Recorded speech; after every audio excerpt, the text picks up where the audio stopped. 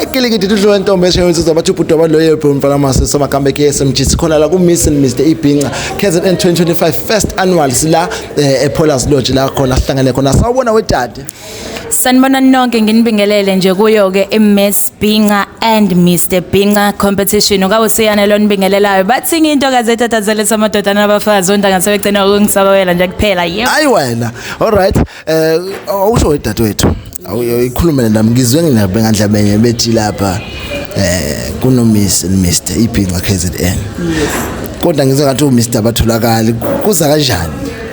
Noma uMiss uzashada nomani? Ngiyacabanga ukuthi uMr siyomthola ngendlela bahlale betholakala ngendlela vele uMr since nje vele kusayi annual yokuqala sokulungile mhlambe ngokuzayo bazobe sebekhona. Oh yeah. So uMiss Ibhinqa kuwena usho ukuthini? uMiss Ibhinqa kumina usho ukuyigqaja ngokwazi nje imvelaphi yakho nokuqhakambisa ke nje isinto sokuba umuntu omnyama ikakhulukazi nje abantu abakhona la ukuzolokhuza uMiss Ibhinqa ingane uyabona ukuthi abantu abasana leya into leya abasengakwazi ukuyiveza kakhulu leya into yokuthi ngusibani bani ngivelaphi ithini imvelaphi yami. So ngamgqugquzela uthini umuntu ongathi mhlawumbe ufisa ukuthi aphinde abe ingxenye yaMiss Ibhinqa mhlawumbe ngonyaka ozayo?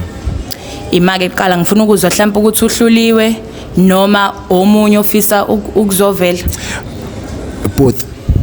Both. All right.